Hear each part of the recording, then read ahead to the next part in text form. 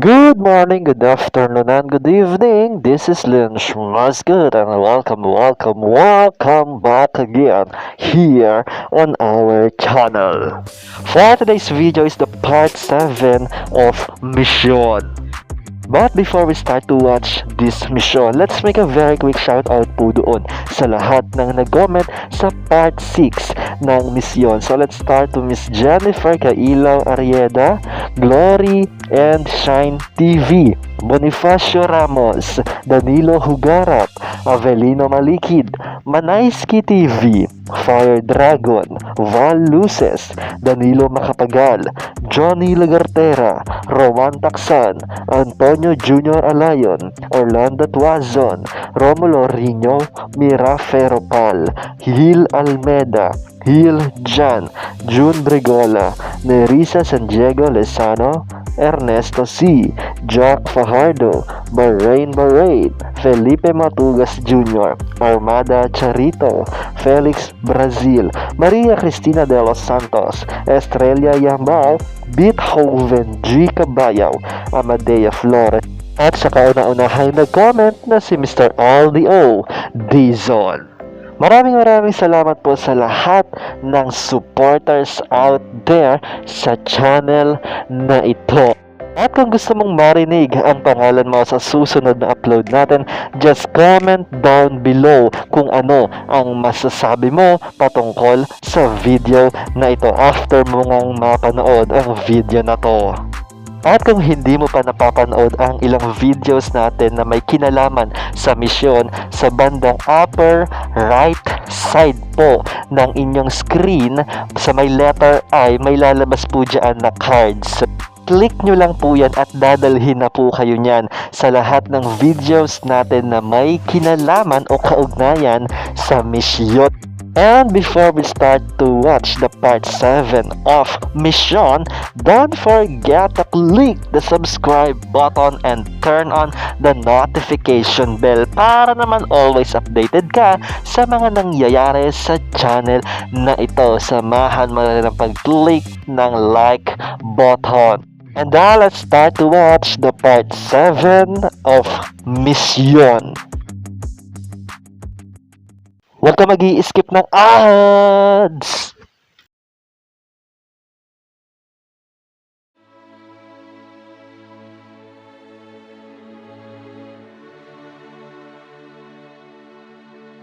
Mission Part 7.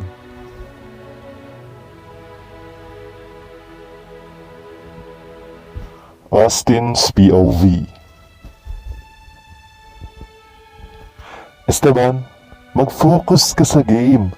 At kung sa tingin mo masyado nang nakakaabala sa iyo ang bagay na yan, edi tigilan mo na. Hindi mo pa nga siya nababawi kung ano-ano na agad ang pinagkakaabalahan mo. Sabi ni Liam sa kanya. Natigilan naman ako sa narinig ko. Si Patricia ba ang tinutukoy ni na Esteban? Isa lang ang ibig sabihin nun. Walang iba kundi tama nga ang kutob ko. Bigla tuloy akong nalungkot sa mga sandaling yun. Babawi na lang ako sa next championship competition. At mababawi ko din ang lahat ng natalo ko mula sa inyo. Sabi naman ni Esteban na halatang nakikipagbiruan lamang.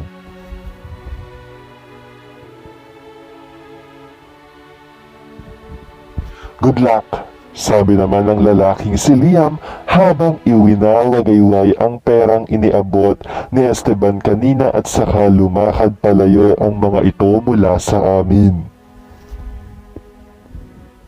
Nanghihina naman akong napaupo sa isang mahaba at konkretong upuan.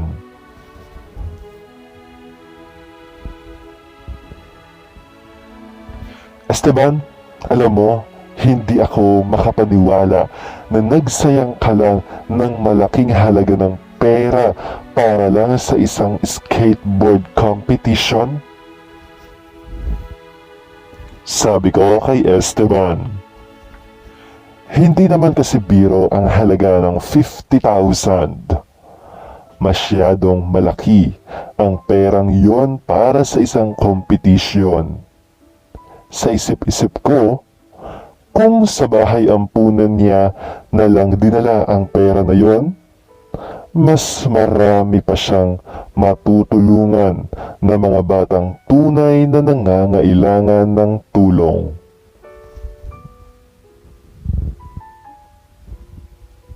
Well, siguro para sa iyo ay isang ordinaryong skateboard competition lang ang ginagawa namin.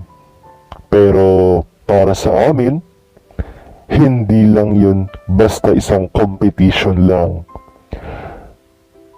Saglit naman akong napaisip. Isang malalim na buntong hininga ang ginawa ko at saka ako muling nagsalita.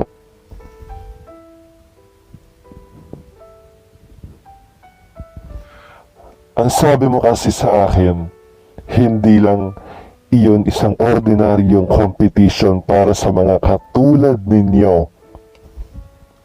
Well, kung hindi yun isang ordinaryong competition lang para sa'yo, bakit mas pinili mong manood ng movie sa sinehan kasama namin kaysa ang umattend sa championship competition ninyo?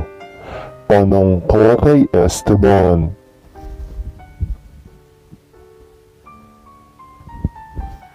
Lumingon naman ako sa malayo at saka ako umiling o muling nagsalita.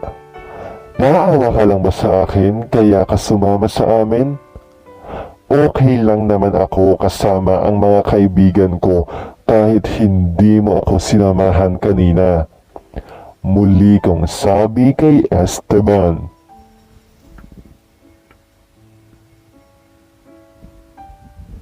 Huminga ito ng malalim at saka lumakad patungo sa harapan ko at direktang tumingin sa mga mata ko.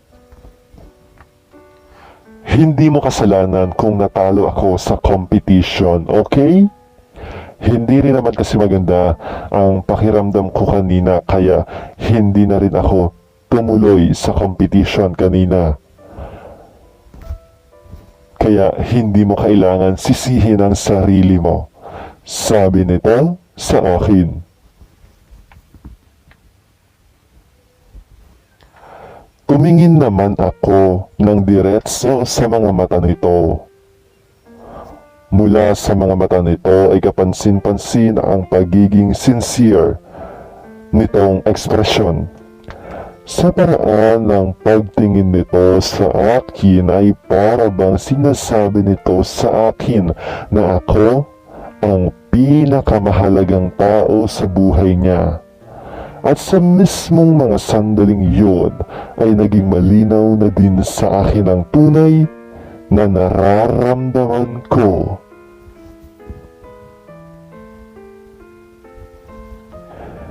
Kinuskus ko naman ang mukha ko gamit ang dalawang palad ko at saka ako tumayo mula sa pagkakaupo ko. Alright, umuwi na tayo, sabi ko. Akmang lalakad na ako noon nang bigla itong nagsalita. Wait, iling nito.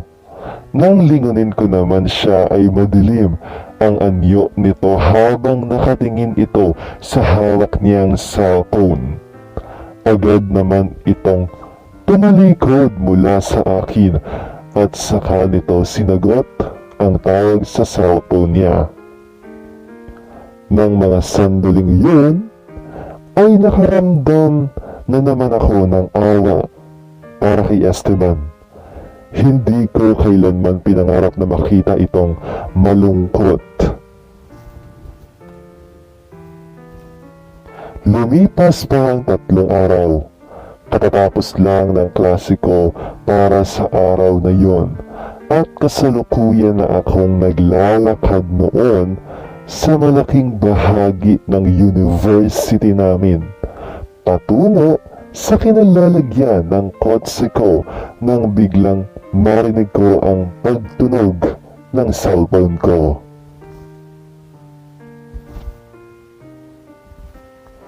Nang tingnan ko naman kung sino ang tumatawag ay walang iba, kundi si Patricia. Agad ko naman iyong sinagot. Nang sabihin nga sa akin ni Patricia ang dahilan ng pagtawag niya ay nakaramdam ako ng pag-aalala. Ano? Hindi umattend o hindi uma-attend si Esteban ng mga classes ninyo? Paniniguro kong tanong kay Patricia.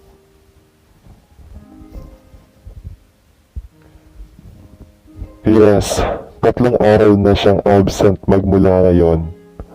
Pati ang mga kaibigan niyang si Finn at Ivan ay nag-aalala na din. Hindi rin namin siya makontak.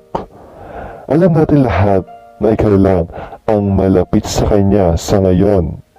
Kaya nagtataka kami kung may alam ka ba sa nangyayari sa kanya. Sabi ni Patricia sa nag-aalalang paraan.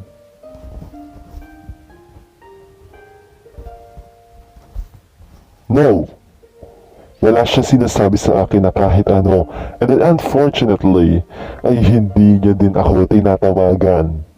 Sagot ko kay Patricia. Ganun ba? Anyway, kung sakaling may malaman ka, balitaan mo kami ha, okay? Sabi ni Patricia sa akin. Sure, I will. May click ang sagot sa kanya. Thanks, sabi nito at saka sabi nito bilang paalam at saka nito ibinaba ang tawag. Matapos ang pakikipag-usap ko kay Patricia ay biglang may sumagi sa isip ko. Dahilan para mag-isip ako ng malalim.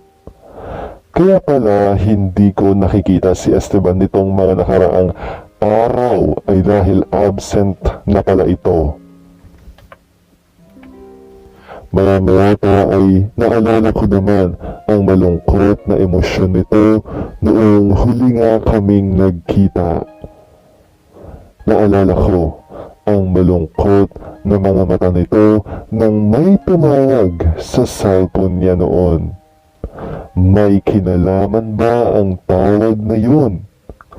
Kung kaya hindi nagpapakita sa amin at hindi uma-attend si Esteban sa klase niya?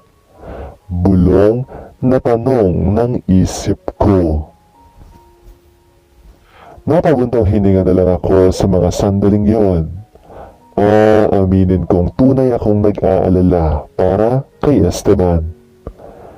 Nagpasya naman akong dumaan sa isang stone bridge na may flower bed sa ilalim para naman makapag-relax saglit habang nag-iisip nga ako ng malalim.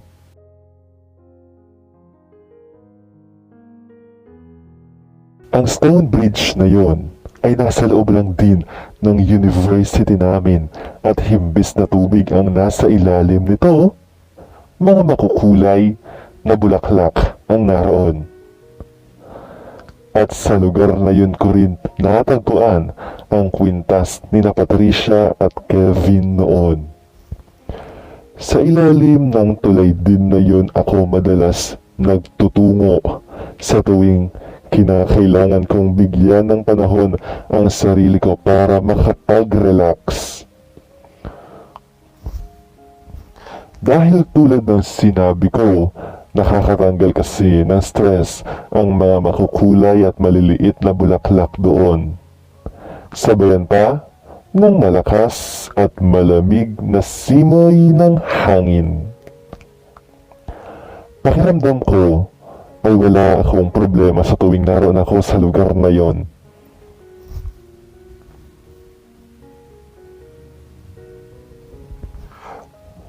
Maya-maya pa, nang tuluyan kong marating ang ilalim ng stone bridge, ay kapansin-pansin ang nakahiga roon. Mukhang pamilyar ang lalaking iyon. Nang lumapit pa ako ng lalo ay malinaw at kitang-kita ng dalawang mata ko na si Esteban ang naroon.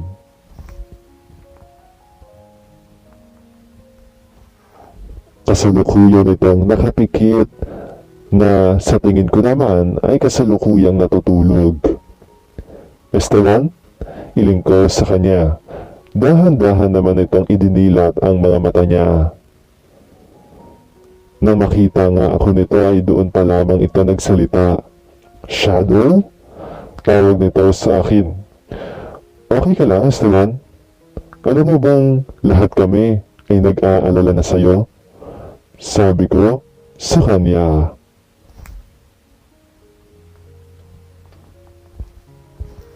Kumilos naman ako palapit sa kanya at saka ako naupo sa tabi nito. Paano mo nalaman ang lugar na to? Madalas ka ba dito? Agad natanong naman nito sa akin. Yes, ang lugar na to ang pinakapaborito ko dito sa university. Ikaw ba? Sagot at balik na tanong ko kay Esteban. Actually, this is my first time to be here. Nagtungo ako dito sa university para mag-aral at hindi para maglaro na gaya ng isang bata. Well, eventually, na-realize kong maganda pala ang isang bahaging ito ng university. Sabi nito sa akin.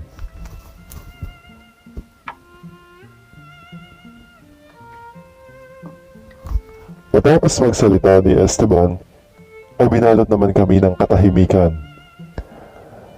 Maya-maya pa, isang malalim at makahulugang buntong hininga ang pinakawalan ko at saka ako na ang naunang nagsalita.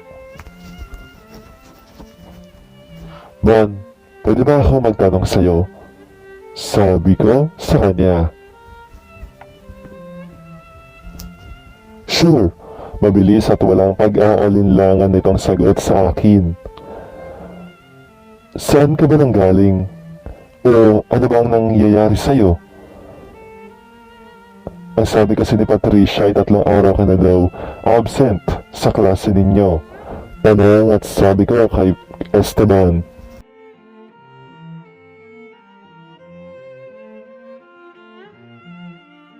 Yan ba? Naging busy kasi ako nitong mga nakalipas na araw. May sakit kasi si Papa at alang-alang sa kapakanan ni Papa at ng kumpanya namin, kinakailangan kong umattend ng mga meetings na dapat ay si Papa. Since I'm still studying, si Uncle na ang nagpapatakbo sa kumpanya namin ngayon. Pagbibigay impormasyon sa akin ni Esteban.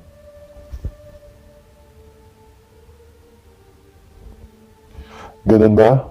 Ano nga pala ang negosyo ninyo? Medyo interesado kong tanong sa kanya. Our company owns a hotel and resorts. Sabi ni Esteban. Nagtaka na ako sa mga oras na yon. Malayo kasi ang kurso nito sa negosyo o kumpanya ng pamilya niya.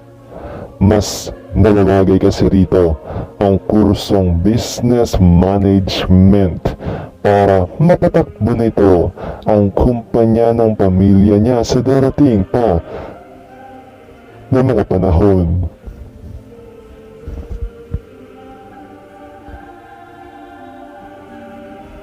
Ang layo naman ng kurso mo sa kumpanya ng pamilya ninyo. Hindi ko naman napigilang komento kay Esteban. Nagkibit-balikat naman si Esteban. Actually, hindi rin gusto ni Papa noong sabihin ko sa kanya na ito nga ang kursong napili ko.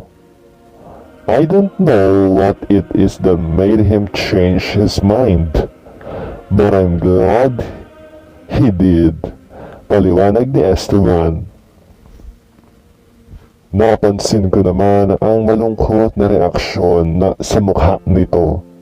Nakaramdam tuloy ako ng pag-aalala sa kasalukuyang kalagayan ng tatay nito.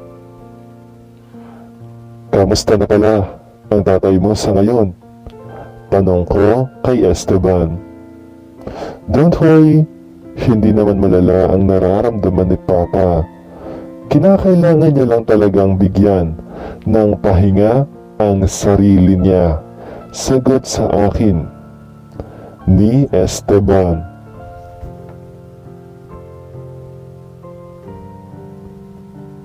Mabuti naman kung ganon, sabi ko at saka ako huminga ng malalim. Natawa naman ito sa mahinang paraan, pero bakas pa rin ang lungkot sa mga mata nito. Salamat sa pag-aalala mo, sabi nito sa may yakap ng mahigpit sa akin. Kinagulat ko naman ang ginawa nitong mahigpit na pagyakap sa akin, pero hindi ko naman na sinubukan pang kumawala sa nakayakap nitong braso sa akin. Kasabay ng yakap ni Esteban na yun ay isang bagay din ang na-realize ko. At iyon ay ang pakiramdam ko na para bang may mali kay Esteban.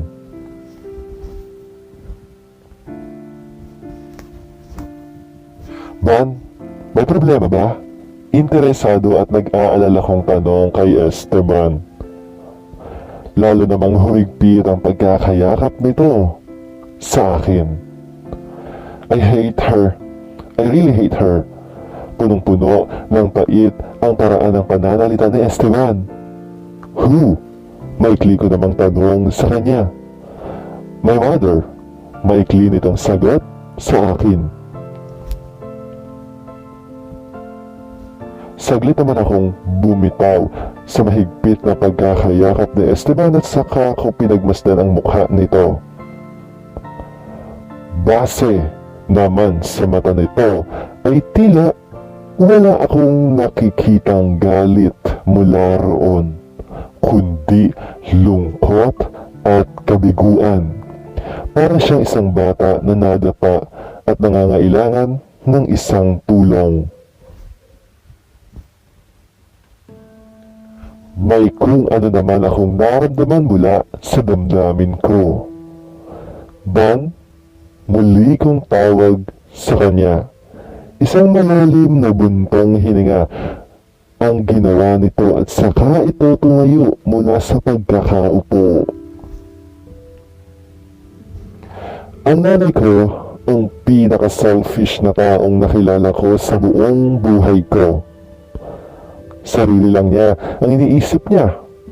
Kahit kailan ay hindi niya nagawang mahalin kami ni Papa bilang pamilya niya. Sagot nito sa akin habang palakad-lakad ito sa harapan ko.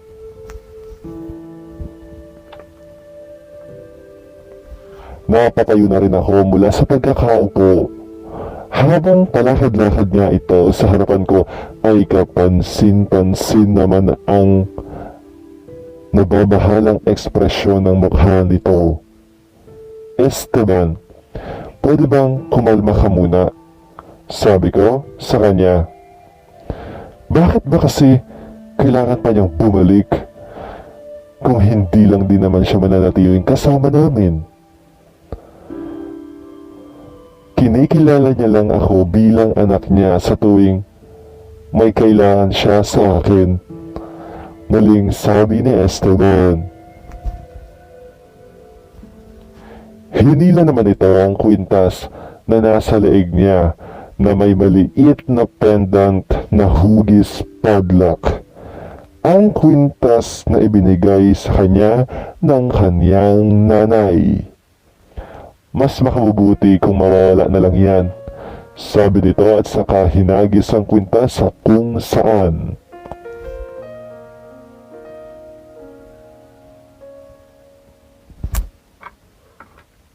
Huwag kang magsalita ng ganyan, Esteban. Kahit anong sabihin mo, nanay mo pa rin siya. Sigurado akong mayroon siyang dahilan kung bakit niya nagawa ang bagay na yon. Bakit hindi mo siya kausapin ng masinsinan instead of hating her? Pagbibigay payo ko kay Esteban.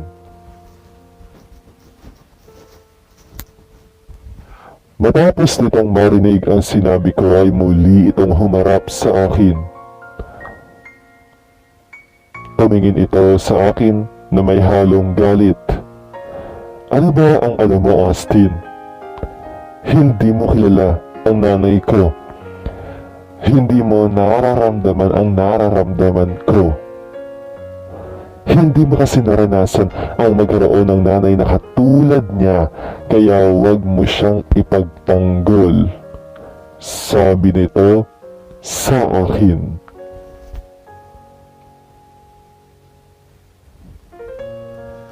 Natahimik naman ako. Tunay akong nasaktan dahil sa malamig na boses nito. Muli naman itong bumuntong hininga. I'm sorry. I'm not in a good mood today. Sabi nito na sinabayan niya ng paglakad palayo mula sa akin.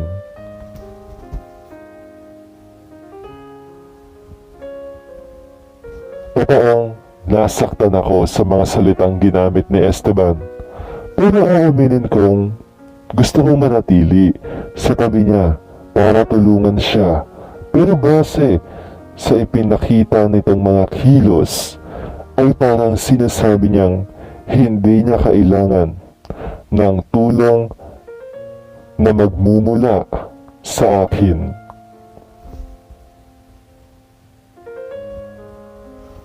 Saglit ka namang pinanasa ng tumulong luha na hindi ko namalayan. No, Austin, kailangan ka niya. Huwag mong hayaang talunin ka lang ng masakit niyang salita para layuan mo siya. Sabi ng isang bahagi ng isip ko. Mula doon ay agad kong hinanap ang kwintas na hinagis ni Esteban sa mga bulaklak.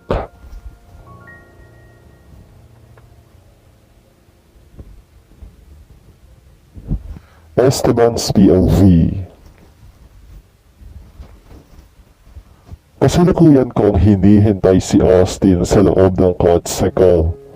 Alam kong hindi pa siya nakakalabas ng university sa mga sandaling yun dahil naroon pa ang kotse nito sa tabi ng kotse ko. Matapos ko siyang iwanan doon ay napagpasyahan kong sa loob na lamang ng kotse ako maghihintay dahil na din sa biglang pagbuhos ng malakas na ulan sa mga oras na yon.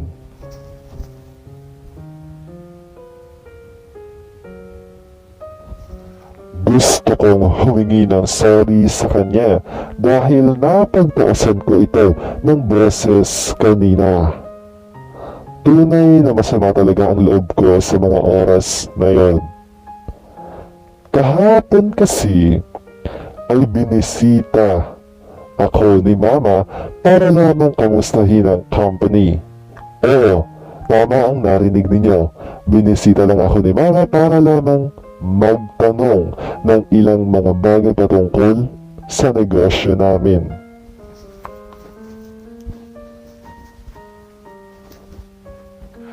Para sa kaalaman ng nakararami sa inyo, hindi na kasi nagsasama ang mga magulang ko magmula noong 15 years old pa lamang ako. Iniwan ako ni Mama sa pangangalaga ni Papa.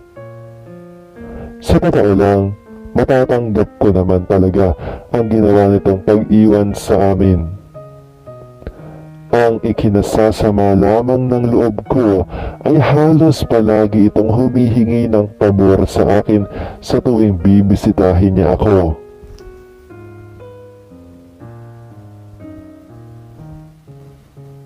Para sa akin ay instrumento niya lang ako para sa sarili niyang pangangailangan. Kahit kailan ay hindi niya ako tinanong sa mga bagay na patungkol sa akin o maging ang kamustahin ang sarili kong kapakanan. Mas concern siya palagi patungkol sa company. At tunay na instrumento niya lang ako bilang tulay para magkaroon siya ng koneksyon sa kumpanya. Nagkaroon kasi ng kasunduan ang mga magulang ko na mailalagay sa pangalan ni Mama ang shares na dapat ay para sa akin. Epektibo ang kasunduang iyon habang nag-aaral pa ako. At dahil nga sa kasunduang iyon ng mga magulang ko, napipilitan naman akong gumawa ng koneksyon para kay Mama.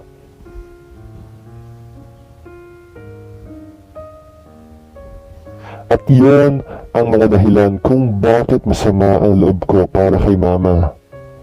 Sa madaling salita, binibisita lamang ako ni Mama sa tuwing hihingi ito ng ilang impormasyon patungkol sa company at matapos yun ay aalis na din ito ulit.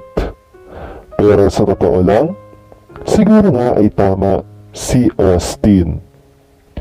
Kahit anong gawin ko ay nanay ko pa rin si Mama dahil kahit anong gawin ko ay namimiss at namimiss ko pa rin si Mama. Napabuntong hininga naman ako sa mga sandaling yun. Maya-maya pa ay agad ko namang inalis ang kaisipan ko patungkol sa inis ko dahil muli ko ngang naalala si Austin. Hindi pa rin kasi bumabalik si Austin sa loob ng kotse nito na siya namang katabi lang ng kotse ko, kaya naman napagpasiyahan kong tawagan na si Kevin.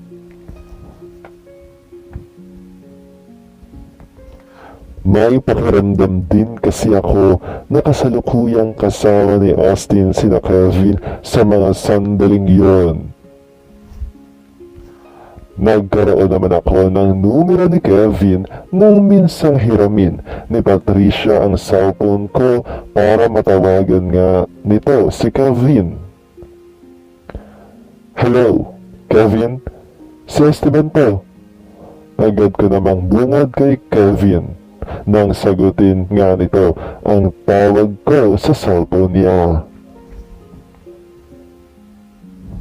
Yes, Esteban. May kailangan ka ba?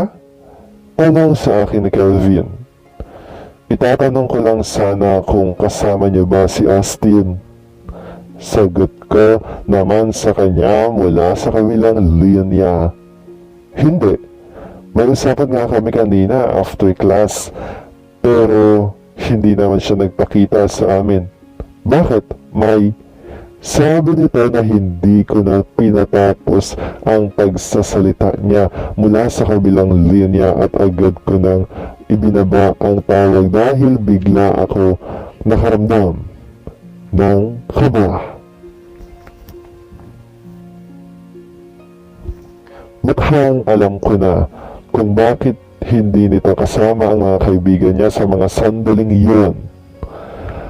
Agad naman akong lumabas mula sa pintuan ng kotse ko at saka ako mabilis na tumakbo patungo sa ilalim ng malakas na ulan.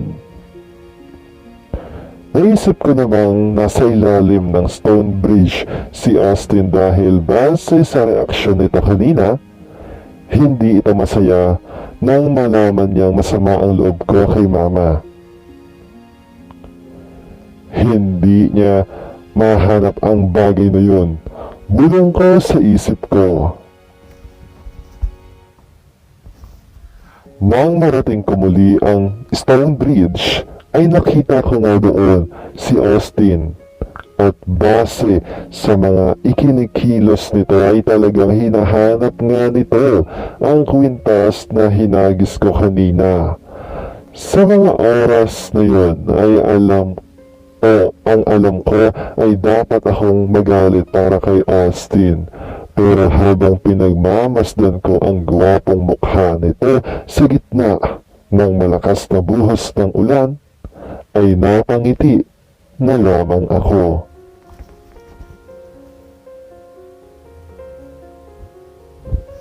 At sa katunayan, masaya akong makita si Austin na nagmamalasakit siya para sa akin. Marahil, Marami sa inyo ang nagtataka patungkol sa naging buhay pag-ibig ko noon. Hayaan ninyo akong ibahagi ang isang pangyayari sa buhay ko sa mundo ng pag-ibig. Noong mga panahong sinusubukan pa ng tadhana ang pamilya namin, nagkaroon ako noon ng isang kaibigan na mas matanda naman kaysa sa akin. At ang babaeng yun ang siyang unang minahal ko sa buhay ko.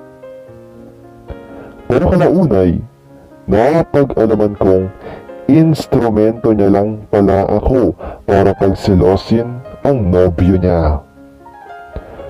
Nalaman din ito ng nobyo niya kaya sa huli, hindi lang ang damdamin ko ang nasaktan, pati na rin ang pisikal ko. Nasaktan ako, hindi dahil minahal ko ang babaeng yun, kundi dahil pinaalala lang nito sa akin ang ginawa ni mama sa pamilya namin. Pareho lang nila akong naging instrumento para sa sarili nilang kapakanan. Kahit kailan ay hindi nila ako tunay na minahal. Kaya naman nagmula noon ay nangako ako sa sarili ko na hindi na ako muling magiging instrumento pa sa ibang tao para lang sa sarili nilang kapakanan.